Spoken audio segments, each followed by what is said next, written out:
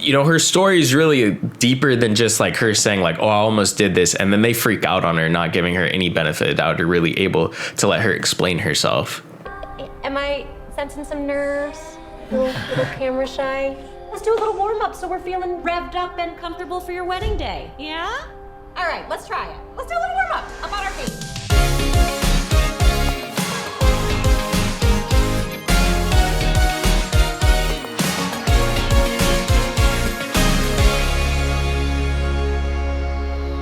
What is up? Drive by Movies here, and you are watching Fresh Releases. My name is James. My name is Blaise. And today we're checking out The Drama. What the fuck was that? I don't know.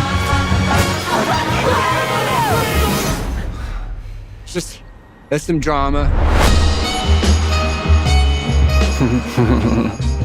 It's very funny.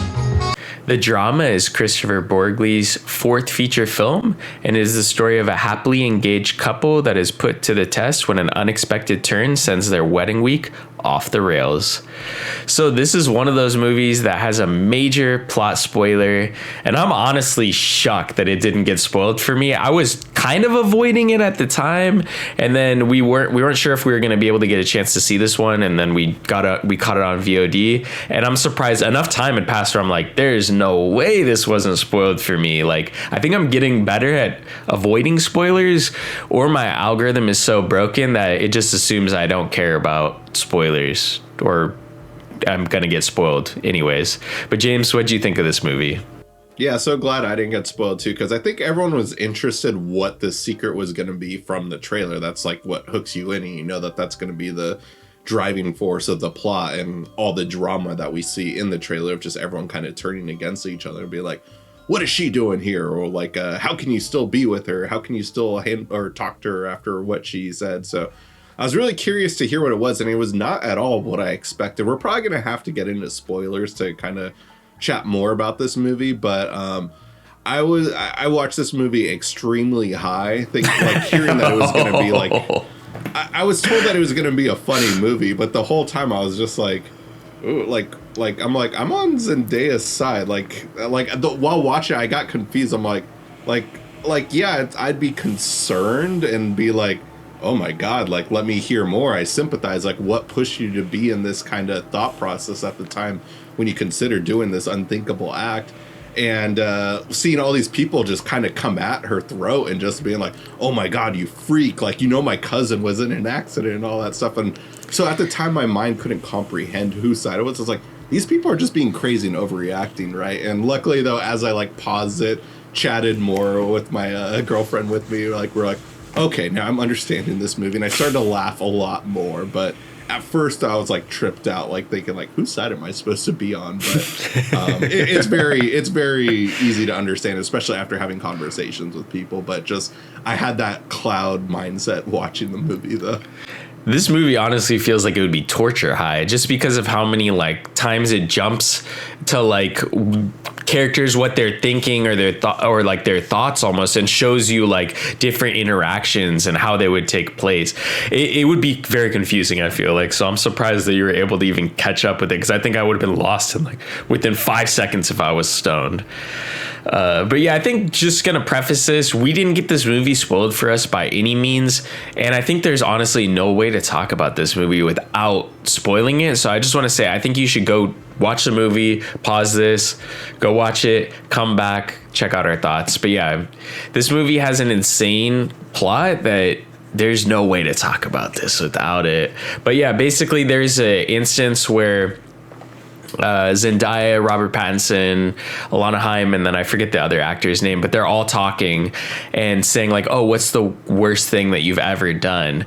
And then it comes up to Zendaya's turn, and basically she says she was planning a school shooting, and she didn't execute it, but still just the fact she was planning it, all the characters freak out on her and start being like, how could you? You're a freak for even thinking that up and stuff, instead of listening to what she had to say, obviously realizing that she didn't do it. You know, not saying that that's okay that you planned it and didn't do it. That's still bad, obviously. But just they just freak out on her. And it kind of, this movie is basically the week before Robert Pattinson and Zendaya get married. And is he going to kind of go through with it? Are they going to get married? Because this is like a really big bombshell to drop. Like, do you even know this person if they're willing to, you know, commit such an atrocity, or at least ponder about committing an atrocity, essentially? So this is just an insane plot. Like, this was something where it was honestly very shocking when that conversation comes up, and that scene is really unsettling. Just the reactions that come around that table. Yeah, I was just like, my jaw dropped when that happened, I have to say. Yeah, and the movie plays off well into the mind of what's going through Robert Pattinson's head, the way he sees her in a different light, keeps seeing the younger version of her in just different scenarios.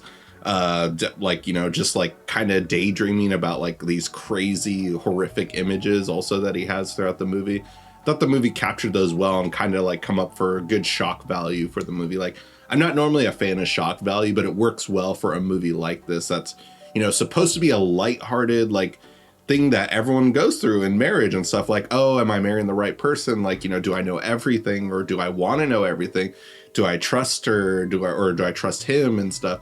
And do I feel like honest enough to where I can like or do I feel comfortable enough to where I can be honest with this person? And at the end of the day, this movie, all it really is just like, they just needed to communicate more. Like, they're doomed at the start. Like, look at the first date that they had. Like, he lied to get that first date. It did not go according to plan in his mind when she couldn't even hear him too. And he had to restart basically. Just like it brings up like just the fact that it's doomed from the start. You already know it's not going to end well, but I do like the ending overall within this movie though too.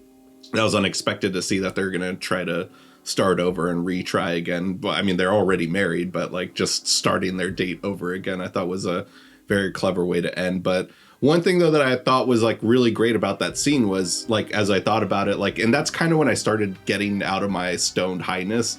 As I thought about it more, like the movie just made me think a lot. So I was just like, oh, all three of them said something that was bullying or very selfish, basically. Mainly Rachel and Charlie, Robert Pattinson's character. They both said very bullying things. The other friend, his so much wasn't bullying, but it was a very selfish thing to push his girlfriend to take the hit on what happened on his story.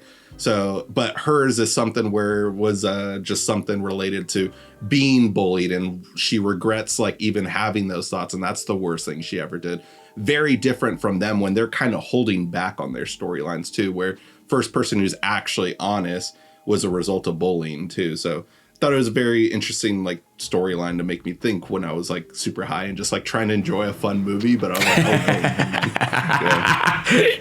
Oh, that's so funny. Well, at least it seems like you were pretty I guess, yeah, you really analyzed every bit of it. I would have been worried that I would have been over analyzing to the point I would have missed like something that was happening on screen. Like, I feel like instantly I would get introspective about the movie and like forgot what was happening.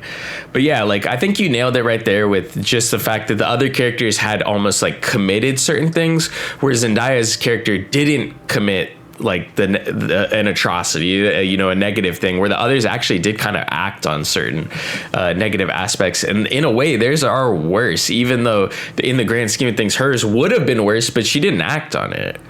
So yeah, there's a lot of intricate things about this movie that you could kind of get lost in the sauce, I feel like, in a little bit.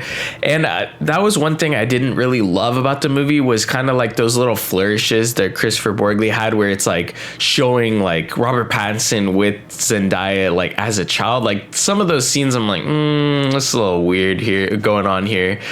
I don't know. I feel like he did that a lot also in Dream Scenario, but had like this movie's about like dreams that you can fall back on that, where I feel like it was just kind of out of place. And I think it's kind of his director flourish. I haven't seen his other two movies, but I feel like it might be something where he uses like characters' thoughts and perceptions become visual in the film, you know, and I didn't love that, but I think overall, like, the film itself was very interesting to look at these kind of characters, and that outcome of their wedding. Like, I really didn't think Robert Pattinson was going to go through with it, because I was surprised, yeah, sorry, spoiler alert, but I think we already got into that. But yeah, it was just like, he was like so torn up about this fact that, like, you can't really control her narrative, and he didn't know really what her narrative was, essentially. But like you said, they really had to communicate, because she kind of joins that anti-gun violence group. Like, you know, her story is really deeper than just like her saying like, oh, I almost did this. And then they freak out on her, not giving her any benefit of the doubt, or really able to let her explain herself. Especially when Rachel was like, oh, I need to get permission from my cousin who survived this school shooting. And like, when we get to that scene, that is one of the most comedic experiences, like watching, or like, not so much comedic, but it felt like I was watching like a ridiculous episode of Curb, basically, where just like, it's so cringe to watch her just like, please make this scene end. Him trying to justify something where she's like, who are you? Like, what are you talking about? You're being very vague. Like, I don't know what the hell you're talking about. But the idea that Rachel had this conversation with someone to get permission to go to this wedding, and she does show up to the wedding at the end of the day. So overall, even her cousin who survived this horrific thing gave them permission to go. So essentially, like, just at the end of the day, that's like further proof that just like all anyone had to do in this movie was communicate. And, you know, one of the best sequences in the movie is that day where we kind of see like them talking in different parts of the room and stuff, having to take breaks and stuff. Like, he is trying to understand and trying to better. And there is times where like he is defending her. Like, I was like, good, he's still on her side. He still loves her. He doesn't want to end things, but then does stupid crap like trying to hook up with his coworker too, just because he's so, I don't know, I guess traumatized, but also just doesn't know what to do and is just acting out of just like nerves and everything. And so makes for a comedic movie, a fun movie to have a conversation about with your significant other. While watching, I was like panicked, and I was like, oh, please, I don't want to have a conversation about the worst thing I've ever done. I did some cringy shit in my life. That's what I was more concerned about. But yeah, like, but with like, you know, instead we just had the conversation of how would you react if someone like told you about, now that my fiance girlfriend is probably going to watch this and be like, oh, so what is the worst thing you've ever done? But that just goes to show that this movie at least creates a fun conversation for groups of friends who watch this movie together, couples who watch it on a first date, or couples who have been together for years and watch it too. Like, I'm curious to hear the conversations that this movie brought up. Oh, for sure. Yeah, this movie definitely bringing up some conversations. Yeah, I have to say, Robert Pattinson's definitely been an actor that, you know, I usually watch everything that he's in. This was one where I was like teetering on like, do I want to watch this? I'm not really sure. I think I had just come off the Robert Pattinson movie with Jennifer Lawrence, where that I was like, this might have been his first. Like, I liked the movie, but I'm like, this might have been his first miss.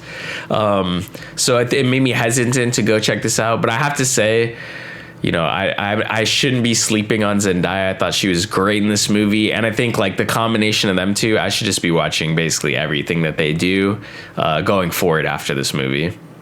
Yeah, I even said while watching, I was like, they're definitely going to be like the it couple for movies now, like similar to Emma Stone and Ryan Gosling together, even though I think they've only done 2 or 3 movies together, but that's like a couple that's like kind of personified in our minds. And I think Robert Pattinson and Zendaya are definitely going to be the next one for that. Like, already they're going to be in Dune together and the Odyssey together.